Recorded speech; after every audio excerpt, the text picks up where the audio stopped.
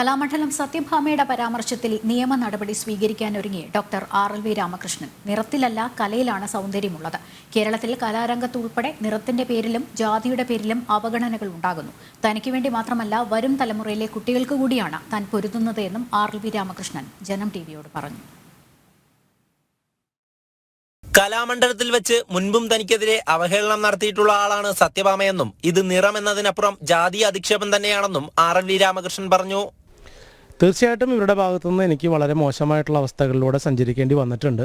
2016 തന്നെ ആദ്യമായിട്ട് ഒരു കേരള ടൂറിസം പ്രോഗ്രാമിൻ്റെ ഇവർ കോർഡിനേറ്റർ ആയിരുന്ന സമയത്ത് ആദ്യമായി ഇവർ എന്നെ ഫോണിൽ വിളിച്ച് സംസാരിക്കുമ്പോൾ തന്നെ പറയും, നീ ആരാടാ, മോഹനാണോ, നീ എവിടെയാണ് പഠിച്ചത് മോഹിനിയാട്ടം, കേരളത്തിലെ ആൺകുട്ടികൾക്ക് പഠിക്കാൻ മോഹിനിയാട്ടം പഠിക്കാൻ സ്ഥലമില്ലല്ലോ എന്നൊക്കെ പറഞ്ഞുകൊണ്ട് വളരെ പ്രകോപനം ഉണ്ടാക്കുന്ന രീതിയിലുള്ള സംഭാഷണങ്ങളാണ് ഇവരുടെ ഭാഗത്തുനിന്ന് എനിക്ക് എപ്പോഴും ഉണ്ടായിട്ടുള്ളത്. അല്ല, നമ്മൾ നിറത്തെ പറയുന്നത് നമുക്കറിയില്ല, അവർണം സവർണം എന്നൊക്കെ പറയുമ്പോൾ കൃത്യമായിട്ട് നമുക്കറിയാം ജാതിയെ ക്രോഡീകരിക്കുന്നത് തന്നെയാണ്. അതിനപ്പുറത്തേക്ക് നമുക്കറിയാം ഇവർ ബോധപൂർവം തന്നെയാണ് ജാതി പറഞ്ഞാൽ നിയമവ്യവസ്ഥയ്ക്ക് നേരിടേണ്ടി വരുമെന്നുള്ളതും പേര് പറഞ്ഞാലും കോടതിയെ ഭയന്നുകൊണ്ട് തന്നെ വളരെ ബോധപൂർവം തന്നെയാണ് അത് ഒഴിവാക്കിക്കൊണ്ട് ഈ പറഞ്ഞ കറുത്തവൻ അല്ലെങ്കിൽ കാക്കയുടെ നിറമുള്ളവൻ എന്നൊക്കെ പറഞ്ഞുകൊണ്ട് ജാതി അധിക്ഷേപം തന്നെയാണ് ഇവരത് ഉദ്ദേശിക്കുന്നത്.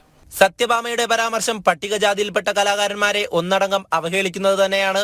സ്ത്രീകളും സൗന്ദര്യമുള്ളവരും മാത്രമേ വേദിയിൽ ആടാൻ പാടുള്ളൂ എന്ന് ഒരിടത്തും പറയുന്നില്ല. അരോചകമായി കാണുവാൻ താൻ വിവസ്ത്രനായല്ല കലാരൂപം അവതരിപ്പിച്ചതെന്നും RLV രാമകൃഷ്ണൻ പറഞ്ഞു. അവഹേളനങ്ങൾ ഈ പറഞ്ഞ മാതിരി ഈ പട്ടികജാതി വിഭാഗത്തിൽപ്പെട്ട അല്ലെങ്കിൽ ഈ കറുത്തവർ എന്ന് പറയുന്ന വിഭാഗത്തിൽപ്പെട്ട ആളുകൾ എല്ലാ രംഗത്തും കല എന്ന് വേണ്ട രാഷ്ട്രീയം, കല അല്ലെങ്കിൽ സർക്കാർ ഉദ്യോഗ തലങ്ങളിലും ഒക്കെ ഇത്തരത്തിലെ പ്രശ്നങ്ങൾ നിലവിലുണ്ട്. പക്ഷെ അതൊന്നും ഒരു പബ്ലിക്കിലേക്ക് എത്തുന്നില്ല. നർത്തകം എന്നുള്ള രീതിയിൽ ഇപ്പം നൃത്തത്തിൻ്റെ സങ്കേതം എന്ന് പറയുമ്പോൾ അരമണ്ഡലത്തിലിരിക്കുക അല്ലെങ്കിൽ കാലുവട്ടം വെച്ചിരിക്കുക എന്ന് പറഞ്ഞിട്ട് കഥകളിയിലായാലും കൂടിയാട്ടത്തിലായാലും മോഹിനിയാട്ടം ഭരതനാട്യത്തിലൊക്കെ എല്ലാവരും ഈ നിലയിൽ നിന്നുകൊണ്ടാണ് നൃത്തം ചെയ്യാറുള്ളത്.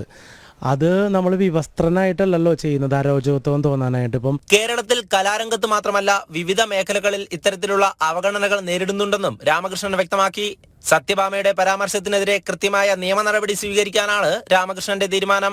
ഇത് പൊതുസമൂഹത്തിലെ താഴേക്കടയിൽ നിന്ന് വളർന്നു വരുന്ന കലാകാരന്മാർക്ക് വേണ്ടിയിട്ട് ശബ്ദമുയർത്തണമെന്ന് തന്നെയാണ് എൻ്റെ ആഗ്രഹം. വരും തലമുറയ്ക്ക് കൂടി വേണ്ടിയുള്ള പോരാട്ടമാണ് താൻ നടത്തുന്നതെന്നും ഇനി മറ്റാർക്കും ഇത്തരം അവഗണനകൾ ഉണ്ടാകാൻ പാടില്ലെന്നും രാമകൃഷ്ണൻ വ്യക്തമാക്കി. ജനം, തൃശൂർ.